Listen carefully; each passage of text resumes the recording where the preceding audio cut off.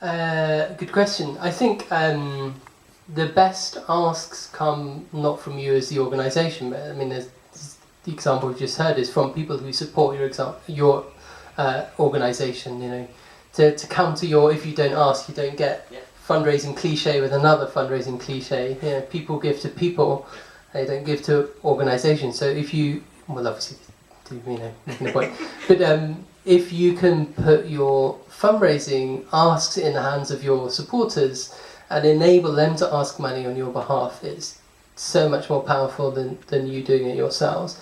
You know, you can have a donate button or tab on your Facebook page, but A, no one even goes to your Facebook page. They will only ever see you in their feed, and B, people who do won't necessarily go and donate. So it's about how do you give the stories like this, like Child's Eye and CF Ireland, give the stories of the people who are benefiting from those charities, give them to the supporters and encourage them to talk about that and spread those messages with social, because that is still the amazing thing about social media, is you can reach the friends of your supporters who are people you'd never be able to reach otherwise, and that's still the best thing, and it's still the most obvious thing, but it doesn't make it any less powerful than it ever has been in the last few years.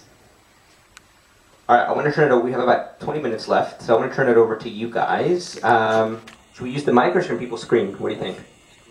Just scream. All right, let's go. Raise hands. Who wants to ask a question? Oh, look at that. All right. He's not even a plant, people. He's not even a plant. Alex, all the way in the back. Introduce yourself. Say where you're from, and ask your question. Thank you, Carlos.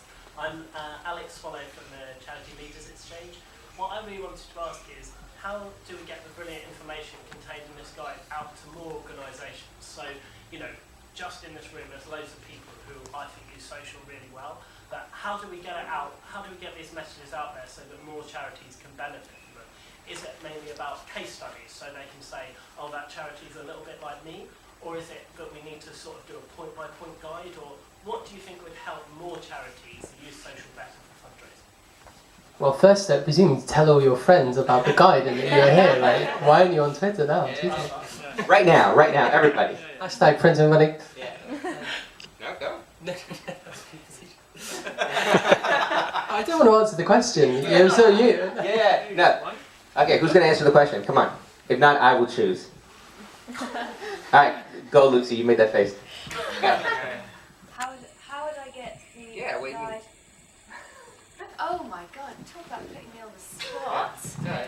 You did punch me in the face the last time we saw you. I saw it. I so did. Yeah. So stick to social and fundraising, because when you meet people in person, I actually punched him in the face. By accident? Wasn't that something I said? Last time I met him. And so you're saying physical violence isn't the way to get the report out? Physical violence means you get put on the spot in front of about 30 people. It's not a good case study either, of how not to get money out of people by using physical violence.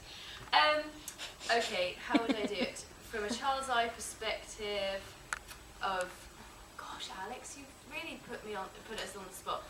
Well, it's the usual, or am I just being, it is the usual. It's, you would tweet it and you would, or... Well, I think to take Alex's point for a second, because you're really struggling, so I'm going to help you out for a second. Thank you. No, but I think Alex's point about for someone like Child's Eye, for an organization of your size, you raised about £340,000 last year, right?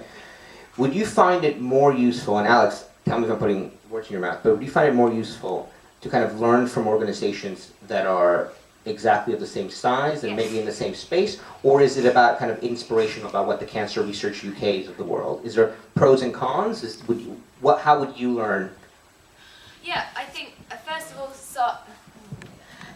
I think a size is good, because personally it does usually around your budget and how much of a marketing budget you have, and time. Because what I've learned is that you've got to have a return on your investment when it comes to time as well, and it's the long game. But also, learning from the cystic fibrosis, it was a brilliant idea of, I've never even thought about, let's see how many, Facebook followers X has and then just stalk them. It's a genius. And, and it's a simple, beautiful idea that doesn't cost a lot of money, and actually the clout that you had with that was just phenomenal. And so personally, the case studies and hearing your story and hearing about the Rotary, that's the kind of thing I think that people can learn from, because it's all very well saying, oh yes, we've raised this much money in this amount of time and we've got this many tweets. It's literally, you want to know, the insider tip so you can do it and, and come up with the next no makeup selfie.